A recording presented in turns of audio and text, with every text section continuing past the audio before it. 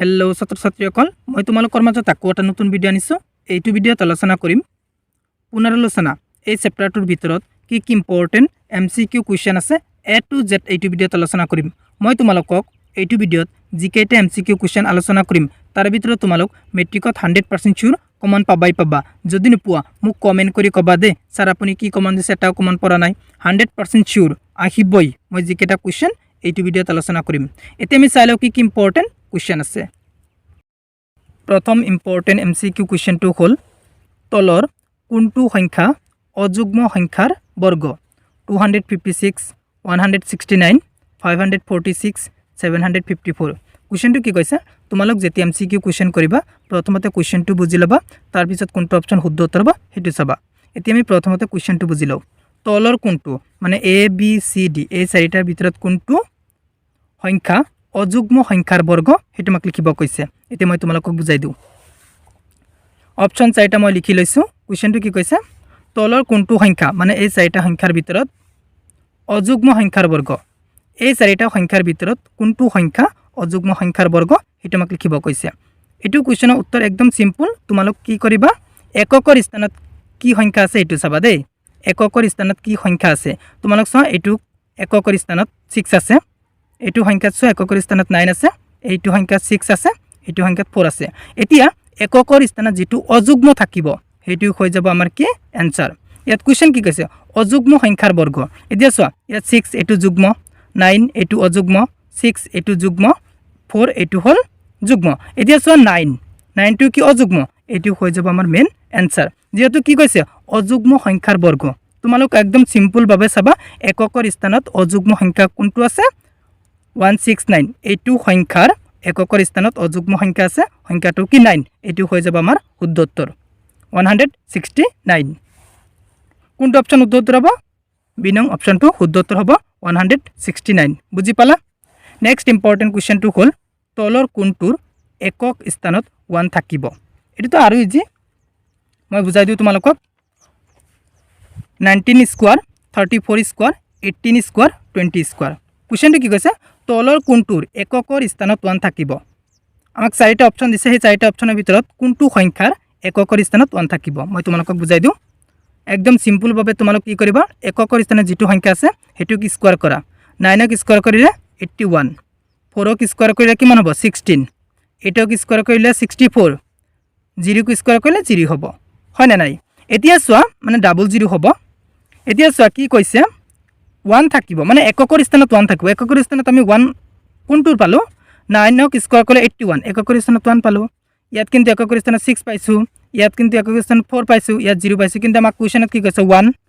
1 পাইছো না নাই কোনটো কি স্কয়াৰ কৰি আমি 1 পালো মানে 19 ক স্কয়াৰ কৰিলে আমি এককৰ স্থানত 1 পাম। আমাৰ শুদ্ধ উত্তৰ কোনটো হ'ব এ নং অপচনটো শুদ্ধ উত্তৰ হ'ব 19 স্কয়াৰ। বুজি পালা। এতিয়া আমি নেক্সট ইম্পৰ্টেন্ট কুৱেশ্চনলৈ গুচি যাও। যদি তোমালোকৰ কিবা প্ৰবলেম থাকে মোক কমেন্ট কৰি কবা দে মই তোমালোকক প্ৰবলেমটো সলভ কৰি দিবলৈ চেষ্টা কৰিম। এতিয়া নেক্সট ইম্পৰ্টেন্ট কুৱেশ্চনটো হ'ল 18 স্কয়াৰ আৰু 19 স্কয়াৰৰ মাজত কেইটা স্বাভাৱিক সংখ্যা আছে 38 36 42 40। মোস্ট ইম্পৰ্টেন্ট কুৱেশ্চন দেটো কি কৈছে 18 স্কয়াৰ আৰু 19 স্কয়াৰৰ মাজত কেইটা স্বাভাৱিক সংখ্যা আছে হেতু মাক লব দিছে। একদম সিম্পল লিখি লৈছো মই অপচন দুটা মানে 18 স্কয়াৰ আৰু 19 স্কয়াৰ এই দুটাৰ মাজত স্বাভাৱিক সংখ্যা কেইটা আছে হেতু মাক লব দিছে। তুমি এই দুটা সংখ্যা চাবা সৰু কোনটো 18 না 19 18 এৰ লগত কি কৰিবা 2 পূৰণ কৰি দিবা। সো 18 লগত 2 পূৰণ কৰিলে কি হ'ব 36 আমাৰ শুদ্ধ উত্তৰটো হৈ যাব কিমান 36। তোমাক এইটো কোৱেশ্চন এনেকৈ দিব পাৰে 11 স্কয়াৰ আৰু কিমান দিব পাৰে 12 স্কয়াৰ 11 স্কয়াৰ আৰু 12 স্কয়াৰৰ মাজত কেইটা স্বাভাৱিক সংখ্যা আছে তেতিয়া তুমি চাবা দে সৰু কোনটো আছে 11 মানে 11 আৰু 12 এই দুটাৰ ভিতৰত সৰু কোনটো আছে 11 এৰ লগত 2 পূৰণ কৰি দিয়া 11 * 2 কিমান হ'ব 22 মানে 11 স্কয়াৰ আৰু 12 স্কয়াৰৰ মাজত কেইটা স্বাভাৱিক সংখ্যা আছে 22 টা। বুজি পালা। এতিয়া মই কোৱেশ্চনত কি কৈছে 18 স্কয়াৰ আৰু 19 স্কয়াৰৰ মাজত কেইটা স্বাভাৱিক সংখ্যা আছে হেতু লব দিছে। এতিয়া চোৱা 18 স্কয়াৰ 19 স্কয়াৰ 18 স্কয়াৰ 19 স্কয়াৰ 18 আৰু 19 এই দুটাৰ ভিতৰত সৰু কোনটো 18 টো সৰু 18 এৰ লগত 2 পূৰণ কৰা 18 * 2 কিমান হ'ব 36 আমাৰ শুদ্ধ উত্তৰ হৈ যাব 36। অপচনত আছে না নাই বি নং অপচনটো শুদ্ধ উত্তৰ। বুজি পালা। এতিয়া নেক্সট ইম্পৰ্টেন্ট কুৱেশ্চনলৈ গুচি যাও তলৰ কোনটো বৰ্গ সংখ্যা নহয় 441 572 576 729 কুৱেশ্যনটো কি কৈছে তলৰ কোনটো মানে এ বি চি ডি এই চাৰিটাৰ ভিতৰত কোনটো সংখ্যা বৰ্গ সংখ্যা নহয় সেইটো আমাক ওলাব দিছে এতিয়া মই তোমালোকক বুজাই দিওঁ যদি কোনোবা এটা সংখ্যাৰ এককৰ স্থানত 0 1 4 5 6 9 এইকেইটাৰ ভিতৰত এটা সংখ্যা থাকে তেনেহ'লে সেই সংখ্যাটো বৰ্গ সংখ্যা হয় উদাহৰণস্বৰূপে মই তোমালোকক বুজাই দিওঁ ধৰা হ'ল 25 এই সংখ্যাটোৰ এককৰ স্থানত কি আছে 5 আছে এই সংখ্যাটো বৰ্গ সংখ্যা হয় বুজি পালা এতিয়া সব অপচনত কি আছে 441 এককৰ স্থানত 1 আছে এই কাৰণে এটো বৰ্গ সংখ্যা হয় 572 এককৰ স্থানত 2 আছে এটো বৰ্গ সংখ্যা নহয় এটো অপচন শুদ্ধ উত্তৰ 576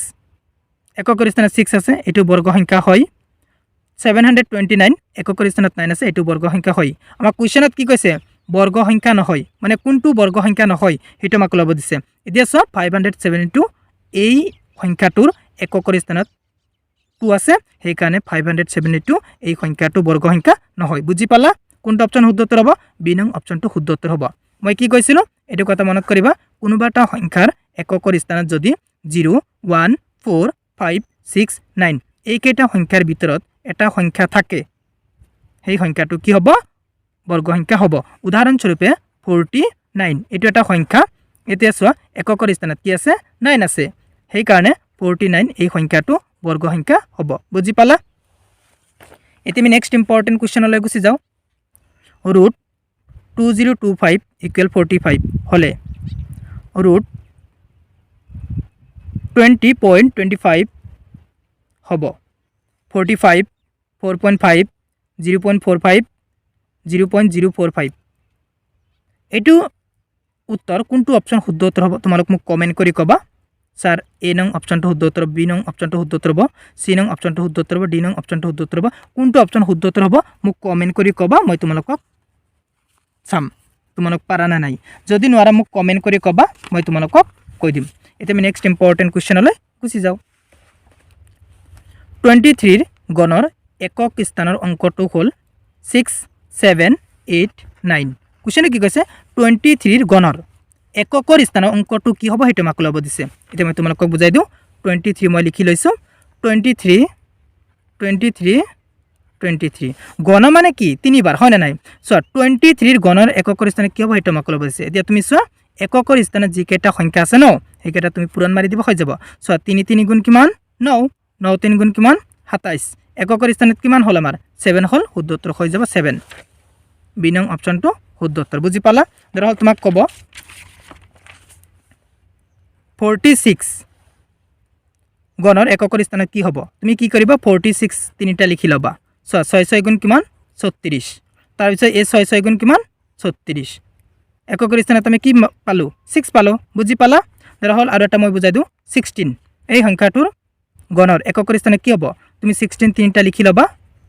6 6 গুণ কিমান 36 এই 6 আৰু 6 পূৰণ মানে 6 6 গুণ কিমান 36 এককৰ স্থানত আমি কি পালো 6 পালো বুজি পালা 23 গণৰ এককৰ স্থানত অংকটো কি হ'ব 7 হ'ব হৈ গল এতিয়া নেক্সট ইম্পৰ্টেন্ট কোৱেশ্যনলৈ গুচি যাওঁ তলৰ কোনটো পূৰ্ণ গণ 652 933 343 1002 কোৱেশ্যনটো কি কৈছে তলৰ কোনটো পূৰ্ণ গণ মানে এ বি সি ডি এই চাৰিটাৰ ভিতৰত কোনটো পূৰ্ণ গণ হেতু মাক লিখিব দিছে মই অপচন কেইটা লিখি লৈছো এতিয়া পূৰ্ণ গণ মানে কি এই চাৰিটাৰ ভিতৰত কোনটো তুমি কিউব কৰি পাবা মানে চোৱা 652 এটো কিউব কৰি নাপাও 933 এটো কিউব কৰি নাপাও 343 এটো আমি কিউব কৰি পাম কিমান 7 কিউব কৰিলে পাম 1002 এটো কিউব কৰিলে নাপাও মানে আমাৰ শুদ্ধ উত্তৰ হৈ যাব 343 আমি 7 কিউব কৰি পাম বুজি পালা কোনটো অপচন শুদ্ধ উত্তৰ হ'ব সি নং অপচনটো শুদ্ধ উত্তৰ হ'ব এতিয়া আমি নেক্সট ইম্পৰ্টেন্ট কোৱেশ্যনলৈ গুচি যাওঁ 1000 গণমূলৰ মান 30 110 1000 কোৱেশ্যনটো কি কৈছে 1000 গণমূলৰ মান কিমান হেতু মাক লিখিব দিছে মই তোমালোকক বুজাই দিওঁ মই লিখি লৈছো 1000 গণমূল এতিয়া চোৱা গণমূলটো থাকিয়ে গল এতিয়া 1000ক তুমি কিমান কিউব কৰি পাবা 10 কিউব কৰি পাম কিউব গণমূল কেনসেল 10 শুদ্ধ উত্তৰ হৈ যাব আমাৰ কিমান 10 মানে 1000 গণমূলৰ ভ্যালুটো কিমান হ'ব 10 হৈ যাব কোনটো অপশন শুদ্ধ উত্তৰ হ'ব সি নং অপশনটো শুদ্ধ উত্তৰ হ'ব বুজি পালা এতিয়া আমি নেক্সট ইম্পৰ্টেন্ট কোৱেশ্চনলৈ গুচি যাওঁ যদি m n ৰ ঘনমূল হয় তেন্তে n ৰ মান হ'ব √m ঘনমূল m m cube m square কোৱেশ্চনটো কি কৈছে যদি m n ৰ ঘনমূল মই বুজাই দিওঁ দেই m কাৰ ঘনমূল n ৰ ঘনমূল হল n ৰ ঘনমূল কৈছে সো m মই m লিখি লৈছো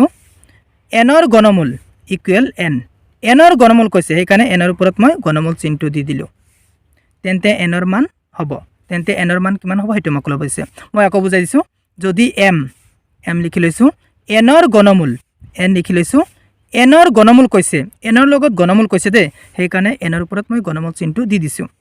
তেন্তে n ৰ মান হ'ব তেন্তে n ৰ মান কিমান হ'ব হেতু মোক লব দিছে এতিয়া সব যেহেতু n ৰ মানটো ওলাব লাগে সেইকাৰণে ঘনমূল চিহ্নটো আমি কেনসেল কৰিব লাগিব সেইকাৰণে মই দুইফালে কি কৰিম কিউব কৰিলো দুইফালে কিউব কৰিলো সো n ঘনমূল আছে n ৰ ওপৰত ঘনমূল আছে যেহেতু আমাৰ n ৰ ভ্যালুটো ওলাব লাগে সেইকাৰণে মই ঘনমূল n ৰ ওপৰত মই কিউব কৰিছো m ৰ ওপৰত কিউব কৰিব লাগিব এইটো কিউব ঘনমূল কেনসেল n থাকিয়ে গল ইকুৱেল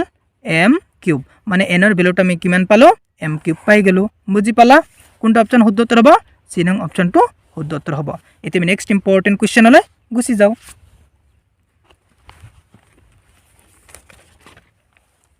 ঘনমূল 8 প্লাস ঘনমূল 27 প্লাস ঘনমূল 64 ৰ মান হ'ব 6 7 8 9 মই তোমালোকক বুজাই দিওঁ মই লিখি লৈছো সো ঘনমূল এটাক আমি কিমান কিউব কৰি পাম 2 কিউব প্লাস ঘনমূল 27 ক কিমান কিউব কৰি পাম 3 কিউব প্লাস ঘনমূল 64 ক কিমান কিউব কৰি পাম 4 কিউব কিউব ঘনমূল কেনসেল কিউব ঘনমূল কেনসেল কিউব ঘনমূল কেনসেল কি থাকিল 2 প্লাস 3 প্লাস 4 2 আৰু 3 কিমান 5 5 আৰু 4 কিমান 9 শুদ্ধ উত্তৰ হৈ যাব আমাৰ কিমান 9 বুজি পালা কোনটো অপশন শুদ্ধ উত্তৰ হ'ব ডি নং অপশনটো শুদ্ধ উত্তৰ 9 বুজি পালা এতিয়া আমি নেক্সট ইম্পৰ্টেন্ট কোৱেশ্চনলৈ গুচি যাওঁ ইম্পৰ্টেন্ট দে মই যি কেটা কোৱেশ্চন আলোচনা কৰি আছো 3 ইনভাৰ্স 3 ৰ মান হ'ব কোৱেশ্চনটো কি কৈছে 3 ইনভাৰ্স 3 ৰ মান কিমান হেতু মোক লব দিছে এতিয়া মই তোমালোকক বুজাই দিওঁ 3 ইনভার্স 3 ৰ মান কিমান হ'ব এতিয়া চোৱা 3 ইনভাৰ্স 3 এতিয়া ইয়াৰ তলত মনে মনে ধৰা 1 আছে 1 2 ওপৰত গুচি যাব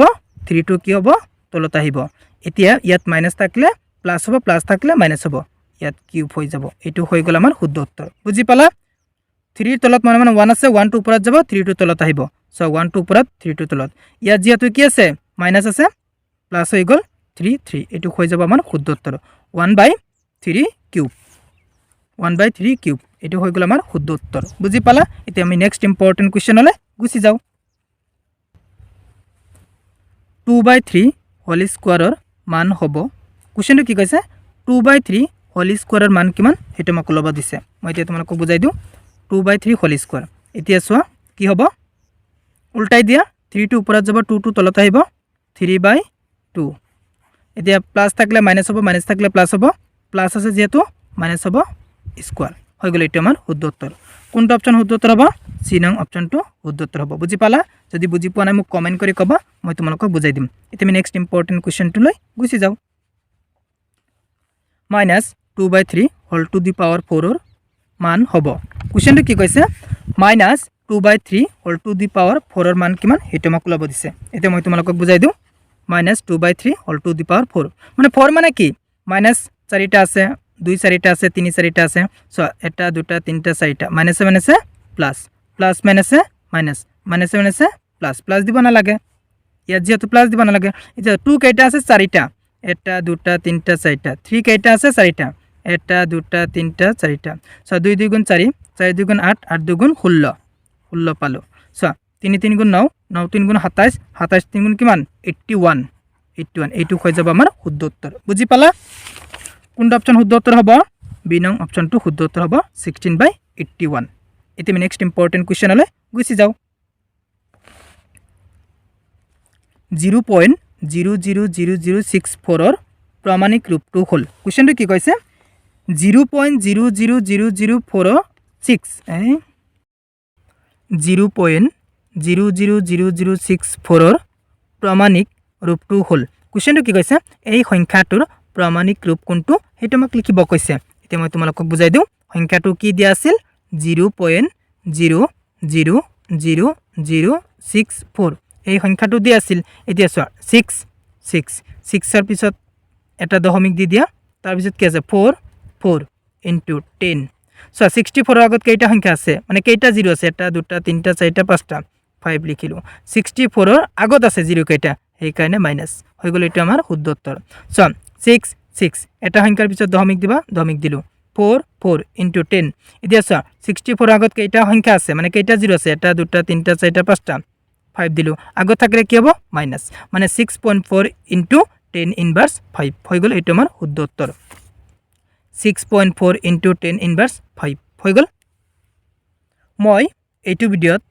পুনৰালোচনা এই চেপ্টাৰটোৰ পৰা জিকেটা এমসিকিউ কোৱেশ্চন আলোচনা কৰিলো তাৰে ভিতৰত তোমালোক মেট্ৰিকত 100% শিওৰ পাবা তোমালোক ভালকৈ পঢ়ি যাবা যদি তোমালোকৰ কোনোবা এটা কোৱেশ্চনৰ উত্তৰ কনফিউজ লাগে তেনহলে মোক কমেন্ট কৰি কবা মই তোমালোকক বুজাই দিবলৈ চেষ্টা কৰিম যদি তুমি মোৰ চেনেলত প্ৰথমবাৰৰ কোৱা মোৰ চেনেলটো সাবস্ক্ৰাইব কৰিবা thank you watching the video'